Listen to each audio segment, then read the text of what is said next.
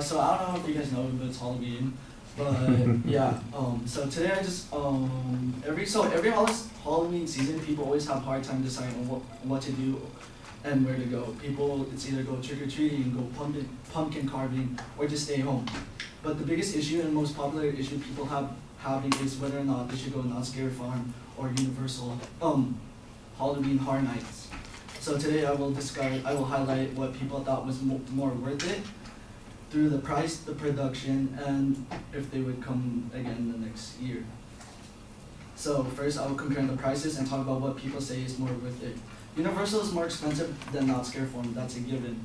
Universal is an average of $70 a night, while Knott's is $45 a night this Halloween season. People want to go a place that's cheaper and affordable. And location has a big effect on that. According to the OC Register, 42% of Orange County goes to Knott's Scary Farm, while 56% of people not from LA go to Universal Studios. According to LA Times, people would rather spend more for what they're getting. Universal attracts people over the age of 15, while Knott's attracts families. Families don't want their kids to be scared, so they rather save the money and still have a great time. So I will show you a video on like the typical crowd that Universal gets.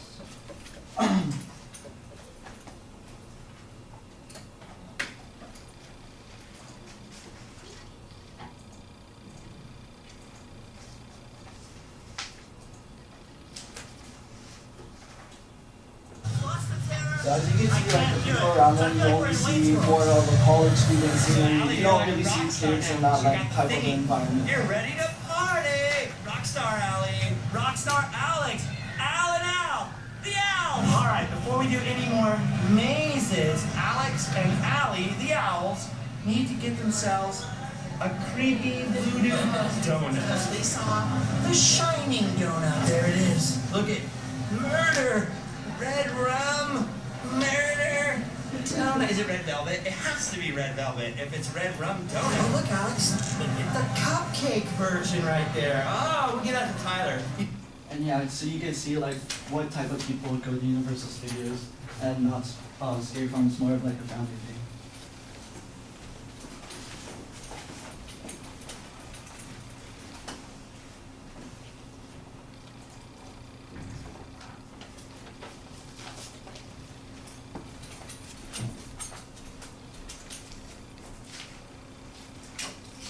And then second, I will compare the quality of production put in each park and how it affects the experiences of people going to these parks.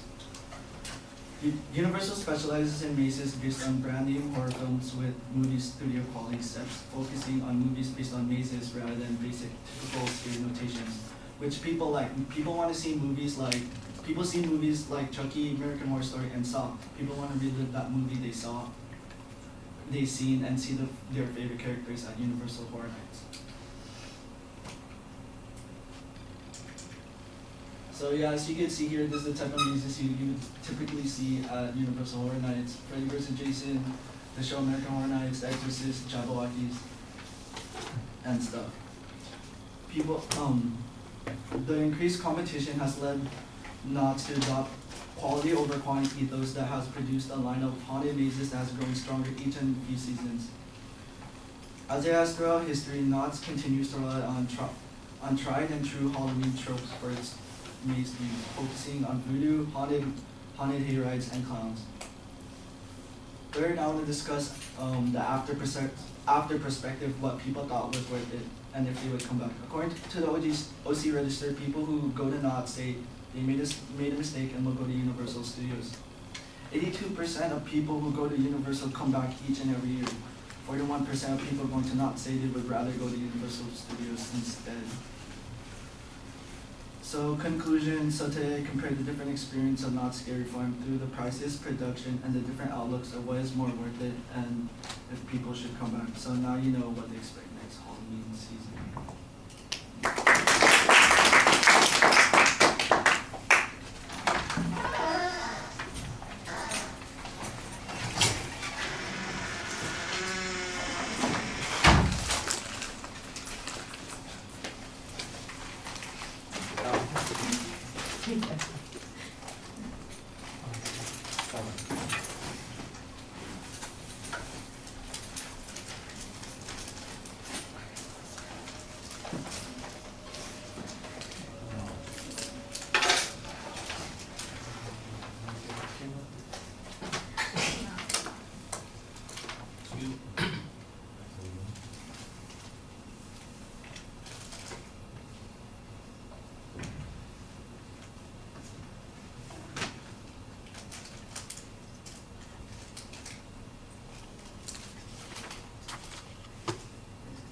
Who did we just put in charge here? Oh, yes, okay, so what do you think? Alright, I think it was pretty good structured. On the video part, I think when he was talking about the crowd, I feel like he should have muted it. Because then he was like, it felt like they were like talking over each other. So that was kind of confusing. Should have muted that part. He should have left up to the audience a bit more.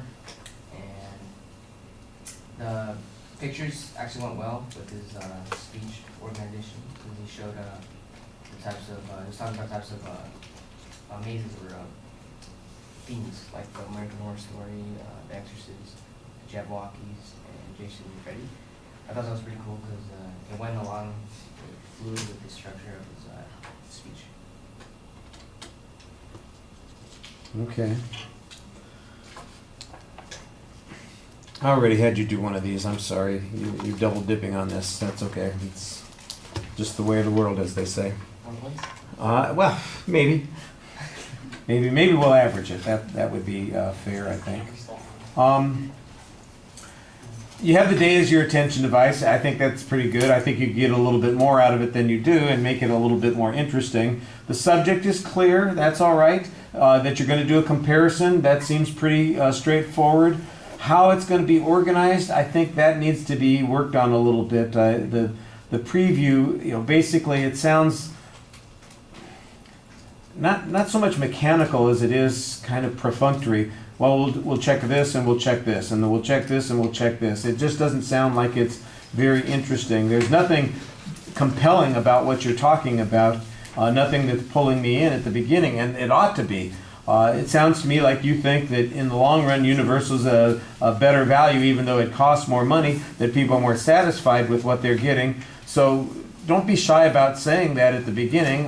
You don't want to turn it into a persuasive speech, but you want to explain why it is that people feel that way and why it is that you feel that way, which is fine. And then you can make the comparisons. You talk about, for instance, the quality that you get, and I'm going, okay, so what is the quality? What is it that is being compared here? And I didn't really hear much. I have no idea what Knott's does.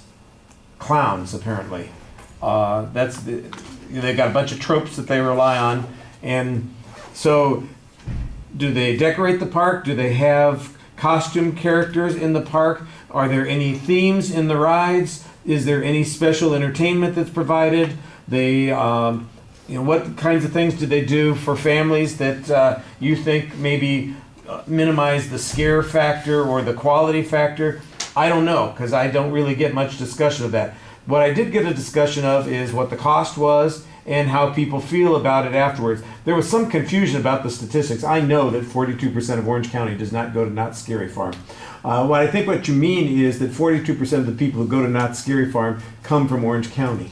All right, so it's the way it's being presented sounded like you were saying, "Holy criminy!"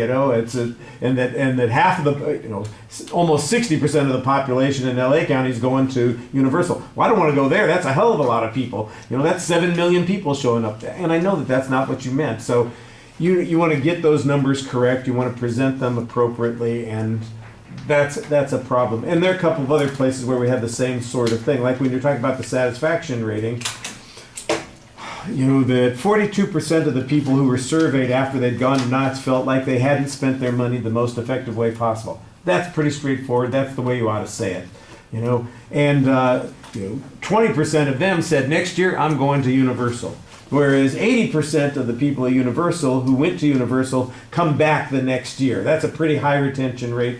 That seems to indicate a high degree of success there. You described a little bit what the themes are of the mazes at Universal. I think we could use a few pictures and images and that sort of thing. I thought the video was basically useless. I apologize. I know that you're trying to identify the age groups there. I think you could probably do that without having that video clip. The guy is a little obnoxious. He's just doing... Is he a friend of yours, by the way? He's not a friend of yours, is he?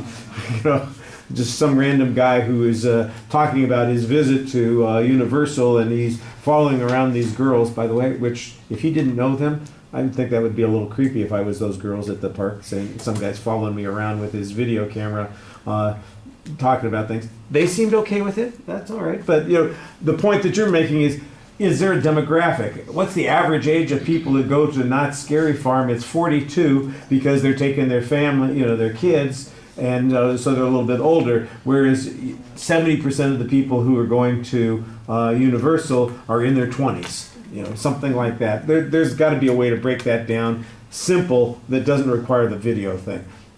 What I thought you were going to have in the videos was some of the sequences in the mazes or in the park itself. And that seemed like it would be something that would be easier to make a comparison on, and we're missing that a little.